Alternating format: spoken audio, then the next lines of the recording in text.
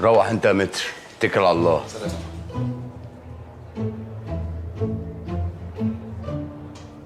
عملت ايه معاه؟ قالت لك حاجه؟ روح يا سماح، روحي نامي. اروح يعني ايه؟